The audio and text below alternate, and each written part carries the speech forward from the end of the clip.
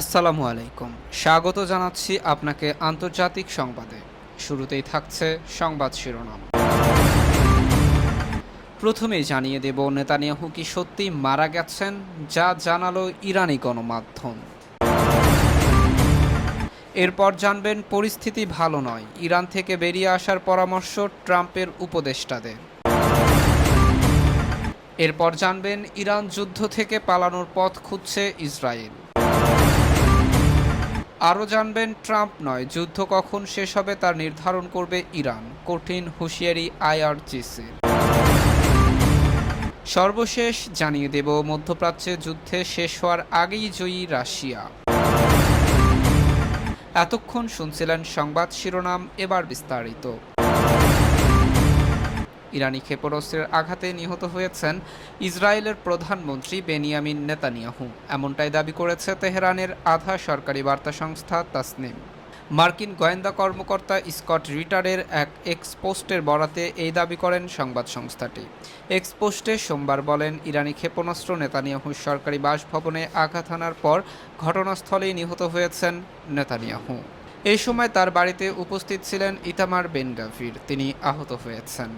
তবে যে অ্যাকাউন্ট থেকে এই পোস্ট করা হয়েছে সেটি আদৌ স্কট রিটার ব্যবহার করেন কিনা তা এখনও নিশ্চিত নয়। তাসনিম নিউজের প্রতিবেদনে নেতানিয়াহুর ওপর হামলার প্রমাণ বা কোনো ক্ষতির নিশ্চিত প্রমাণ উপস্থাপন করা হয়নি। তার পরিবর্তে বেশ কয়েকটি পরিস্থিতিগত বিষয় একত্রিত করা হয়েছে, যার মধ্যে রয়েছে নেতানিয়াহুর সাম্প্রতিক ভিডিও ক্লিপের অনুপস্থিতি, ইসরায়েলি গণমাধ্যমে তার বাড়ির চারপাশে কঠোর নিরাপত্তা সম্পর্কে প্রতিবেদন, জ্যারেড কুশনার ও মার্কিন বিশেষ দূত স্টিভ উইটকফের একটি কথিত সফর স্থগিত এবং ফ্রান্সের প্রেসিডেন্ট ইমানুয়েল ম্যাক্রো এবং নেতানিয়াহুর মধ্যে একটি ফোন আলাপের ফরাসি রেকর্ড, যেখানে কথোপকথনের তারিখ নির্দিষ্ট করা হয়নি। এসব কারণে দাবি করা হয়েছে নেতানিয়াহু নিহত হয়েছেন। ইসরায়েলের প্রধানমন্ত্রীর দপ্তর থেকেও এ ব্যাপারে এখনও আনুষ্ঠানিকভাবে কিছু বলা হয়নি। প্রধানমন্ত্রীর দপ্তরের রেকর্ড বলছে, নেতানিয়াহুর নামে সর্বশেষ বিবৃতিটি দেওয়া হয়েছিল গত 7ই মার্চ। সেদিন ইসরায়েলের বীরশেবা এলাকায় ইরানি ক্ষেপণাস্ত্রের আঘাতে আহত কয়েকজনকে দেখতে গিয়েছিলেন নেতানিয়াহু। তবে নেতানিয়াহুর মৃত্যু নিয়ে ইরানি সংবাদ মাধ্যম যে প্রথম সংবাদ প্রকাশ করেছে তা নয়। এর আগে চলমান যুদ্ধের মধ্যেই গত 2ই মার্চ কয়েকটি ইরানি সংবাদ মাধ্যম তাদের প্রতিবেদনে দাবি করেছিল ইরানি ক্ষেপণাস্ত্রের আঘাতে নেতানিয়াহুর দপ্তর ধ্বংস হয়ে গেছে এবং তিনি নিহত হয়েছেন। তবে পরে চীনা সংবাদ মাধ্যম সিনহুয়া সহ একাধিক সংবাদ মাধ্যমের প্রতিবেদনে বলা হয়েছে নেতানিয়াহুর দপ্তরে ক্ষেপণাস্ত্র হামলার তথ্য নিছকই গুজব। এরপর জানবেন ইরানের সঙ্গে চলমান যুদ্ধ দ্রুত শেষ করার দিকে নজর দেওয়ার কথা জানিয়েছে যুক্তরাষ্ট্রের প্রেসিডেন্ট ডোনাল্ড ট্রাম্প। একই সময়ে তার কিছু উপদেষ্টা ব্যক্তিগতভাবে তাকে একটি এক্সিট র্যাম্প বা প্রস্থান পথ খুঁজে দেখার পরামর্শ দিয়েছেন, কারণ তেলের দাম দ্রুত বাড়ছে এবং দীর্ঘস্থায়ী সংঘাত রাজনৈতিক প্রতিক্রিয়া সৃষ্টি করতে পারে, এমন উদ্বেগও আছে। সোমবার ফ্লোরিডায় সাংবাদিকদের সঙ্গে কথা বলার সময় ট্রাম্প বলেন, সামরিক অভিযানের অধিকাংশই লক্ষ্য ইতিমধ্যেই অর্জিত হয়েছে। তিনি বলেন, আমরা নির্ধারিত সময়ের আগেই এগিয়ে আছি। তিনি আরও যোগ করেন, তার ধারণা এই যুদ্ধ খুব শিগগিরই শেষ হয়ে যাবে। তবে ইরানে চলমান সামরিক হামলা কখন শেষ হবে সে বিষয়ে কোনো নির্দিষ্ট সময়সীমা তিনি দেননি। ইরানের জনগণ যারা বর্তমান শাসনের বিরুদ্ধে বিদ্রোহ করছেন তাদের সহায়তা প্রসঙ্গে প্রশ্ন করা হলে ট্রাম্পের বক্তব্যে বোঝা যায় তিনি দ্রুত যুদ্ধের সমাপ্তি চান। নেতৃত্ব পরিবর্তনের জন্য চাপ অব্যাহত রাখার ব্যাপারে ততটা আগ্রহী নন। ট্রাম্প বলেন, আমরা এমন একটি ব্যবস্থা চাই যা বহু বছরের শান্তির পথ খুলে দিতে পারে, আর যদি তা সম্ভব না হয় তাহলে এখনই বিষয়টা শেষ করে ফেলা ভালো। তিনি আরও বলেন, ইরানের নতুন সর্বোচ্চ নেতা হিসেবে আয়াতুল্লাহ আলী খামেনির ছেলে আয়াতুল্লাহ মুস্তফা খামেনিকে নিয়োগ দেওয়ায় তিনি হতাশ। তার মতে এই সিদ্ধান্ত ইঙ্গিত দেয় যে তেহরান পিছু হটতে রাজি নয়। ট্রাম্প প্রশাসনের কিছু কর্মকর্তা বলেছেন, তেহরান যদি আঞ্চলিক দেশগুলোর ওপর হামলা চালিয়ে যেতে থাকে এবং ইসরায়েল যদি ইরানি লক্ষ্যবস্তুতে হামলা চালাতে আগ্রহী থাকে তাহলে যুক্তরাষ্ট্রের পক্ষে সহজেই এই যুদ্ধ থেকে সরে আসা কঠিন হবে।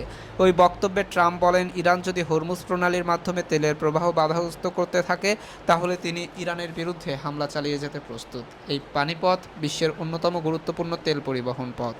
প্রশাসনের এক জ্যেষ্ঠ কর্মকর্তা বলেন, যুক্তরাষ্ট্রের সামরিক সুবিধা থাকা অবস্থায় ট্রাম্প সন্তোষজনক বিজয় দাবি করতে না পারা পর্যন্ত যুদ্ধ বন্ধ করবেন না। পরিচিত সূত্রগুলোর মতে, যুক্তরাষ্ট্র ও ইসরায়েলের অবিরাম যৌথ সামরিক হামলার পরও তেহরান কেন আত্মসমর্পণ করছে না তা নিয়ে ট্রাম্প মাঝে মাঝে বিস্মিত হয়েছেন। এদিকে বলেন যুদ্ধ খুব শিগগিরই শেষ হতে পারে, আবার সঙ্গে সঙ্গে যোগ করেন আমরা আরও এগোতে পারি এবং আমরা আরও এগোবো। এরপর জানবেন ইরানের বিরুদ্ধে চলমান হামলা নিয়ে ইসরায়েলের কিছু সিনিয়র কর্মকর্তা এখনও উদ্বেগ প্রকাশ করেছেন। তারা যুদ্ধ থেকে পিছু হটার সম্ভাব্য পথ বা এক্সিট র্যাম্প খুঁজছেন। এই যুদ্ধ আঞ্চলিক ও বৈশ্বিক অর্থনীতির জন্য আরও ক্ষতিকর হওয়ার আগেই থামানো দরকার বলে তারা মনে করেন। যুদ্ধের সমাপ্তি নিয়ে আলোচনা এখনও প্রাথমিক পর্যায়ে। হামলা থামানো বা চালিয়ে যাওয়ার সিদ্ধান্ত মূলত প্রেসিডেন্ট ডোনাল্ড ট্রাম্পের হাতে। তিনি এখনও সম্পূর্ণ জয় তুলে নেওয়ার লক্ষ্যে অটল আছেন। রোববার টেলিফোনে ওয়াশিংটন পোস্টের কথা হয় ইরান যুদ্ধের পরিকল্পনা এবং কৌশল সম্পর্কে জানা এক সিনিয়র ইসরায়েলি কর্মকর্তার সঙ্গে। পরিস্থিতি স্পর্শকাতর, কারণ তিনি নাম প্রকাশ করতে রাজি হননি। ট্রাম্প বলেন বিভিন্ন সময় বিভিন্ন কথা বলেছেন। প্রথমে তিনি ইরান সরকারের নমনীয় সদস্যদের সঙ্গে আলোচনার কথা বলেছিলেন, কিন্তু পরে নিঃশর্ত আত্মসমর্পণ দাবি করেন। কারণ হিসেবে বলেছেন তার পছন্দের আলোচনায় অংশীদাররা এখন আর বেঁচে নেই। ইসরায়েলের প্রধানমন্ত্রী বেঞ্জামিন নেতানিয়াহু শনিবার বলেছেন তিনি মোমেন্ট অফ ট্রুথ পর্যন্ত এগিয়ে যেতে চান। আলোচনার বিরুদ্ধে ট্রাম্প ও নেতানিয়াহুর এই কঠোর অবস্থান আরও শক্ত হতে পারে, কারণ রোববার ইরানের নতুন সর্বোচ্চ নেতা হিসেবে মোস্তফা খামেনির নাম ঘোষণা করা হয়েছে। তিনি 28শে ফেব্রুয়ারি মার্কিন ইসরায়েলি হামলায় নিহত সাবেক সর্বোচ্চ নেতার ছেলে। তিনি কট্টরপন্থী ও ইসলামিক রেভিলেশনারি গার্ড কোরের সঙ্গে তার বাবার চেয়েও ঘনিষ্ঠ সম্পর্ক রয়েছে। তিনি আলোচনার টেবিলে বসার মানুষ নন।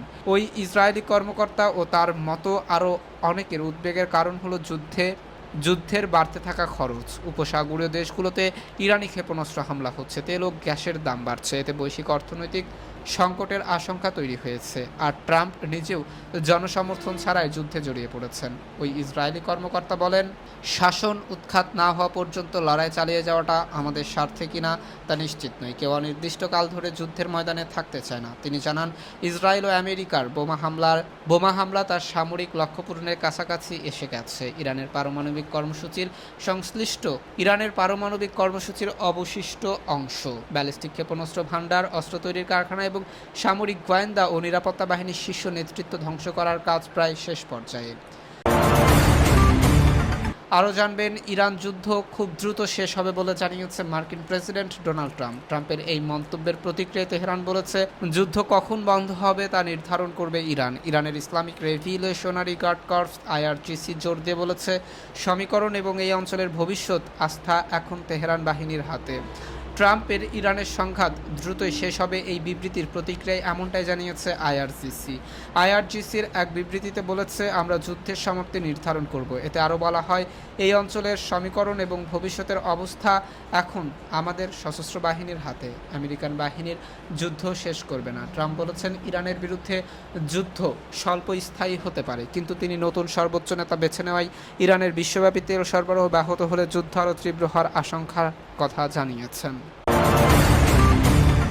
এদিকে সর্বশেষ জানবেন গণহত্যাকারী ইসরায়েল ও তাদের সহযোগী যুক্তরাষ্ট্র যৌথভাবে ইরানে হামলা চালিয়ে পুরো মধ্যপ্রাচ্যের সংঘাতের আগুন জ্বালিয়ে দিয়েছে।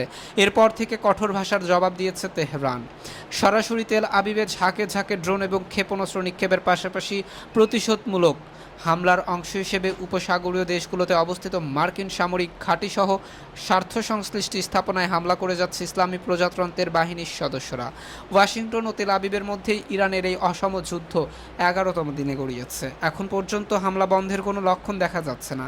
তবে এরই মধ্যে রাশিয়া জয়ী হয়েছে বলে মন্তব্য করেছে উপসাগরীয় কাউন্সিলের প্রেসিডেন্ট অ্যান্তনিও কাস্তা আজ মঙ্গলবার। তিনি বলেন ইরান ও ইসরায়েল আমেরিকার মধ্যকার যুদ্ধে রাশিয়া এখন পর্যন্ত একমাত্র বিজয়ী দেশ।